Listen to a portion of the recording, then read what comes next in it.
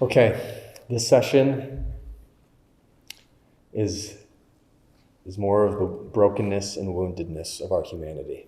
The first session was really about God's original plan. We're going to talk in this one, the wounds we've inherited from original sin, but also redemption. There's good news.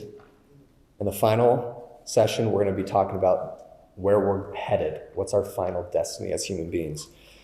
So what we saw that in the beginning, it was original innocence. And we get glimmers of this when we see babies or toddlers and their little innocence. I have a niece named Penelope. And if you turn on Clifford, the big red dog, or Moana, How Far I'll Go, she will start dancing and dancing and dancing. And she has her Moana. She goes like this all the time.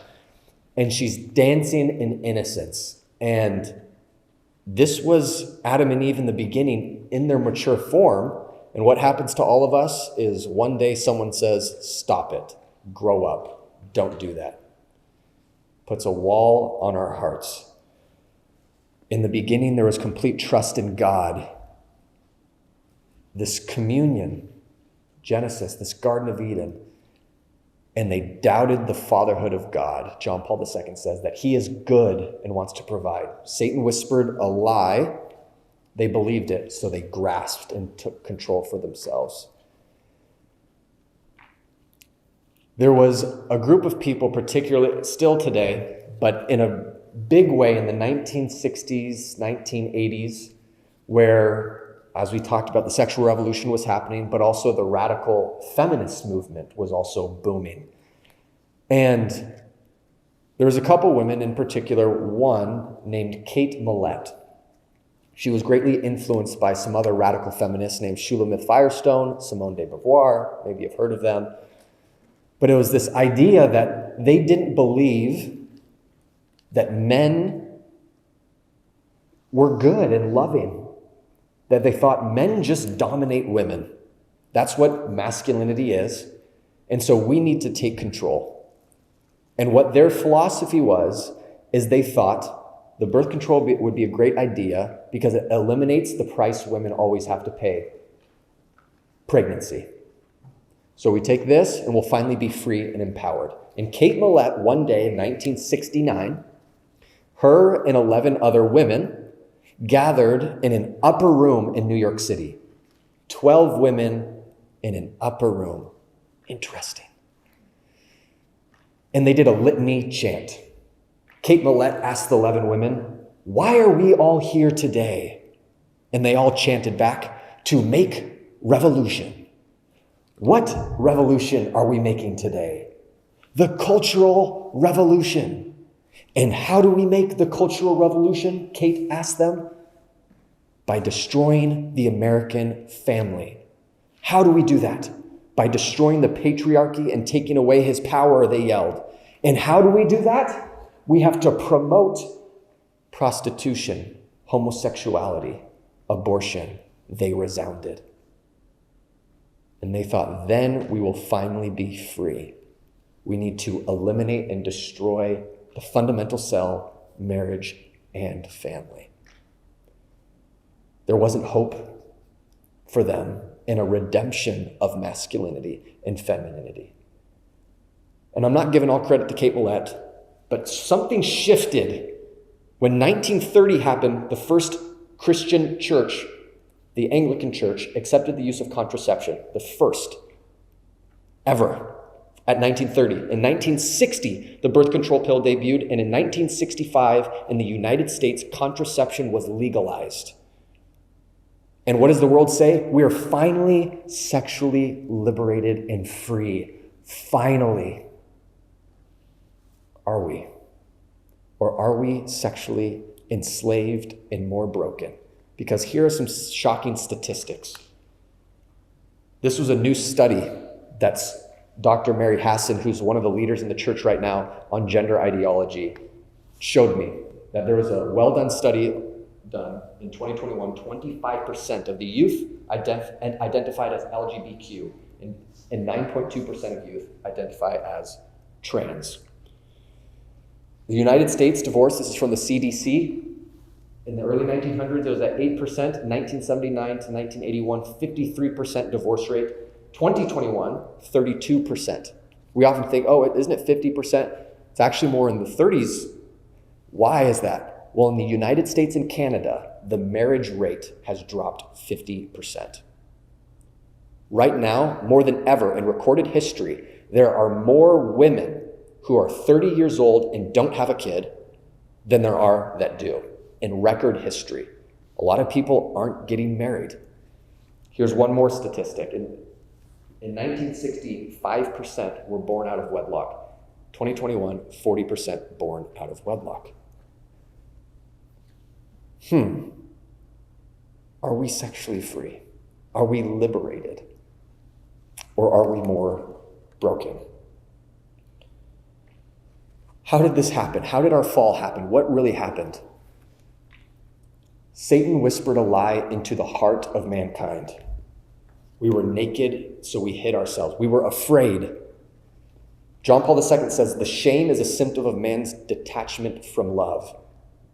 We often think, like Martin Luther, who started Lutheranism, that after the fall, human nature, the body became bad and corrupted. So that's why we cover our bodies with clothes.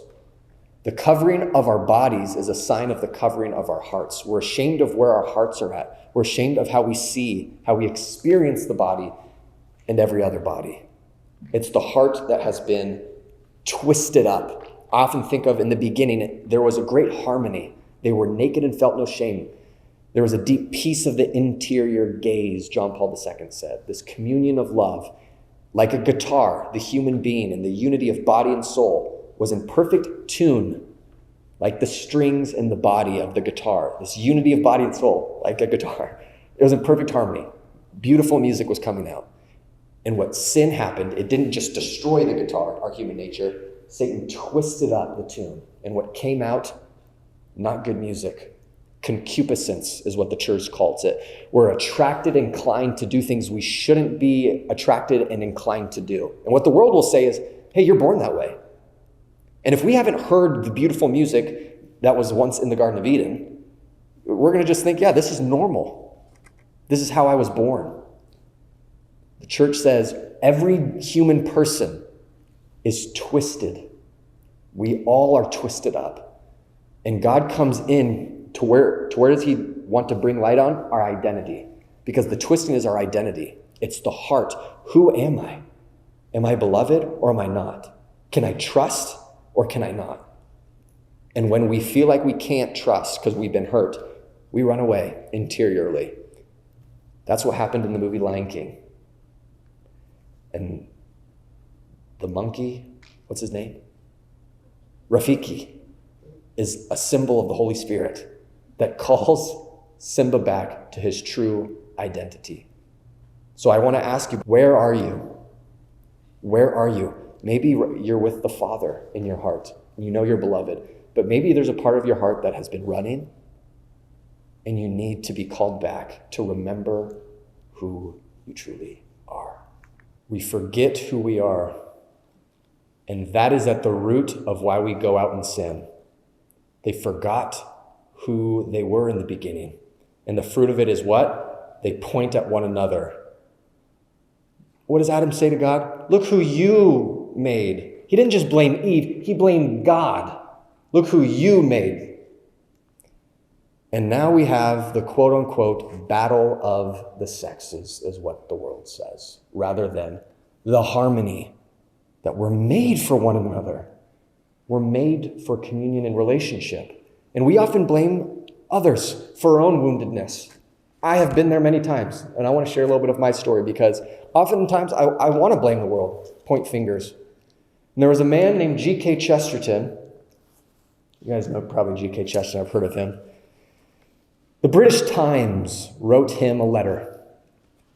He opened up the letter and it basically said, "Dear Mr. Chesterton, we are inviting scholars, influencers, authors to write to us what is wrong with the world." The British Times. And all of a sudden, the editor was getting letters from these big influencers and scholars of just pages of this is what is wrong with the world. And one day on the desk of the editor, there's a letter from G.K. Chesterton. And the editor opens up the envelope, and it simply says, "Dear Sir, to your question, what is wrong with the world? I am sincerely G.K. Chesterton." I am.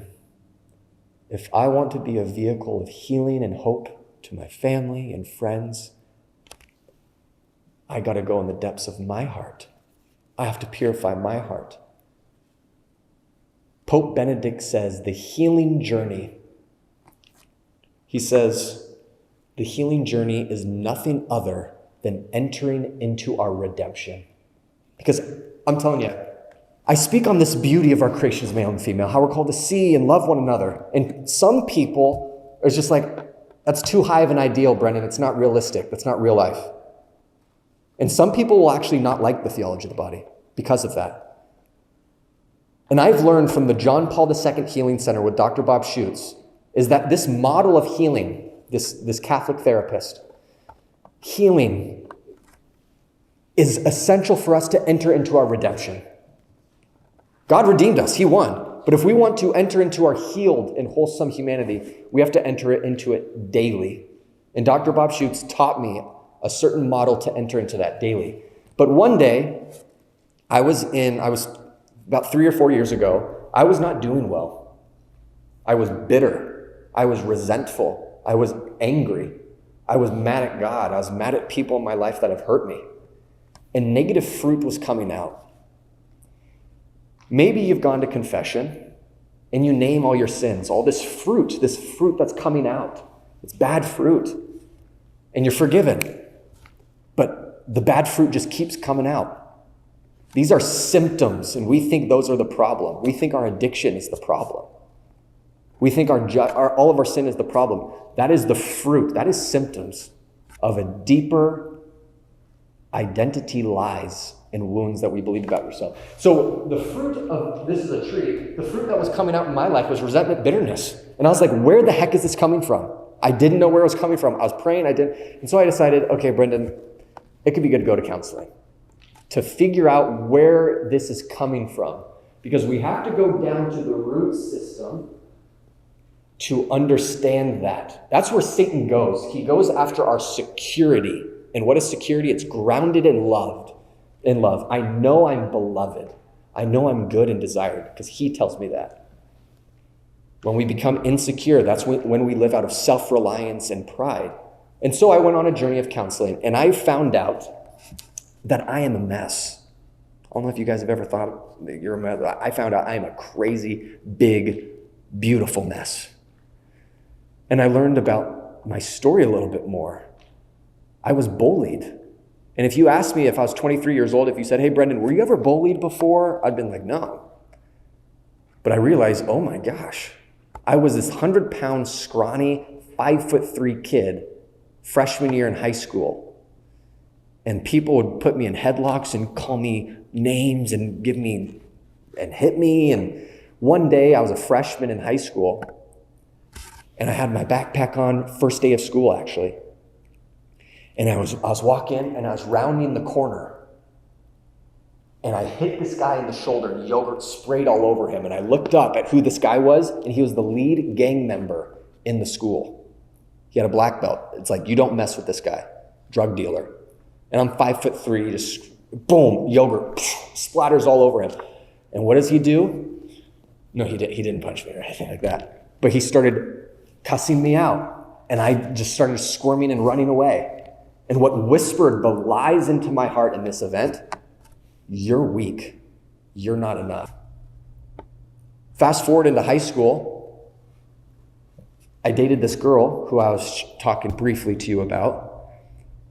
And I said to her when we started to date, out of wounds, if you ever lie to me, I'll probably break up with you.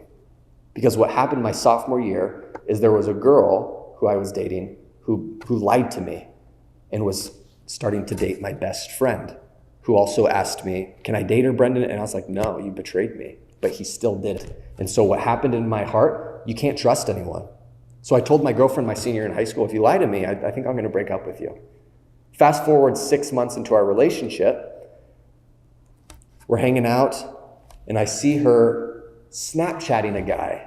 And I walk over to her, and she puts her phone down. I don't say anything, but I do my own investigative work, and I find out there's a guy she's talking to. And I want her to tell me. I want her to approach me on this. But one day we're hanging out, and on her Snapchat, maybe you know of Snapchat, but there's your favorites, who you Snapchat the most. And I say to her, why am I not on top? Why am I not your favorite? Who's that? And she says, Brendan, don't worry about it. It's just a tennis teammate of mine. Right then and there, I knew she lied to me. And my heart shut down. And we were hanging out. It was time for me to go. And she said, Brendan, you're acting differently. What's up? What's wrong? Like, nothing. I'm good. She's like, is it about that you're not on my favorites on the Snapchat? I was like, no, that's your tennis teammate. And I start walking out the door, and she's behind me and says, Brendan. And I turn around, and she's crying. She said, Brendan, I just lied to you. Are you going to break up with me? Because you said if I ever lied to you, that you'd break up with me. I had to give it some thought, and we ended up breaking up. I've been cheated on. I've had wounds of rejection in my life. I grew up in a home where my mom suffered great depression, where I saw her crying a lot in bed alone. Wounds. And I never faced them. And I went to this retreat with the John Paul II Healing Center, and I was praying with someone, one of the leaders. She's like, Brendan, how are you doing? How are you feeling? What are your emotions? What's your symptoms? And I said, I'm bitter, I'm resentful. She said, let's ask the Holy Spirit where this is coming from. And my mom came to mind. It was like, my mom has been depressed a lot of her life. And the leader praying with me said, Brendan, you have been through trauma. And she used the word trauma, and I felt it.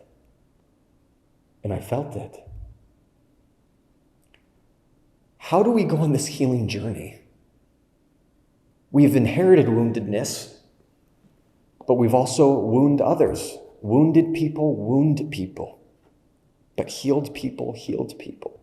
How do we go on this actual journey of healing? Because I saw my brokenness, been cheated on, I've been betrayed. And I get it. I get why I have lived out of these lies of I'm not wanted. I have to be perfect and then I'll be loved. And it's tiring. How do we go on this healing journey? Let me share with you a show clip that describes this journey brilliantly.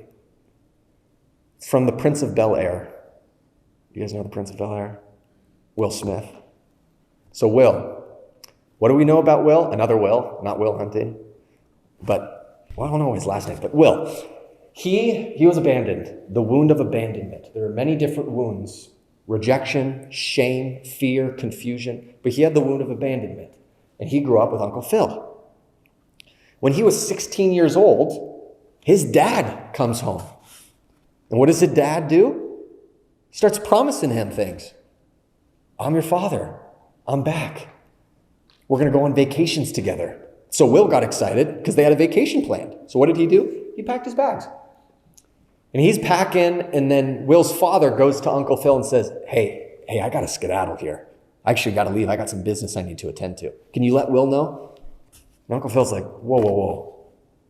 I'm not going to do your dirty work for you. You go tell him yourself. He's like, I'll just call him on the road. And Uncle Phil's like, yeah, just do that then. So the father started to leave, and Will walks into the room. Daddy, what's up? I'm ready for the trip. And the father walks over to his son and says, hey, Will, we're going to have to put our trip on hold. You understand, don't you? I got some business. He's like, sure, yeah. He's like, it was great to see you, son. He's like, you too, Lou. His father walked out. Uncle Phil says to Will, it's all right to be angry. It's like, why should I be mad? At least he said goodbye this time. I wish I didn't waste my money buying this stupid present for him. Uncle Phil's like, if there's anything I can do for you, Will. He's like, you don't need to do nothing, Uncle Phil. Ain't like I'm still 5 years old, you know. Ain't like I'm going to be sitting up every night asking Mom, when's Daddy coming home, you know? Who needs him? He wasn't there to teach me how to shoot my first basket, but I learned, didn't I? Got pretty dang good at it too, didn't I? I learned how to drive. I learned how to shave. I learned how to fight without him.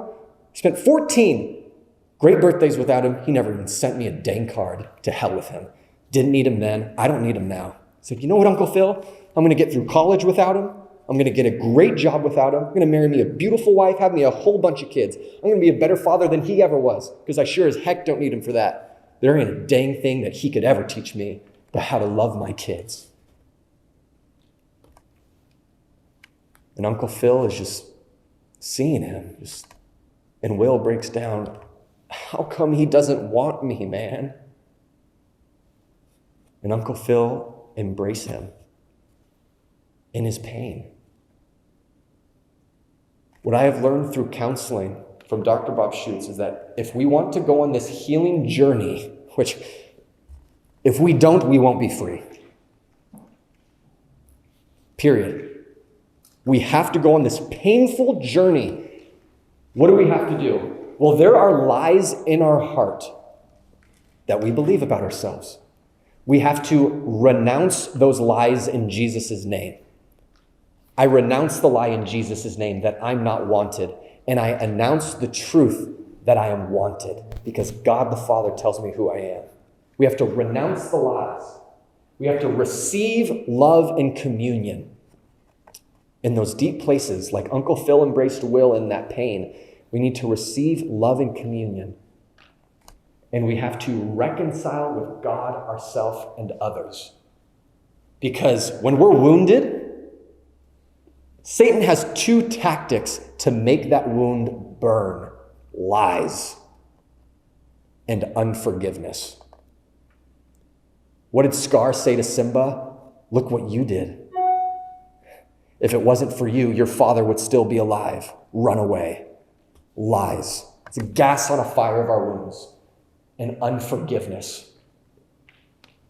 This is a day in and day out journey. Maybe you're driving in the car and you're not doing well. Name the feelings, name the symptoms. I'm fantasizing full of lust. I'm bitter. I'm angry. Holy Spirit, where is this coming from? Where is it coming from? Renounce the lies. Receive God's love and communion and others, people you trust, and then reconcile with God, yourself, and others. That girl who lied to me, my girlfriend, years later, we finally reconciled.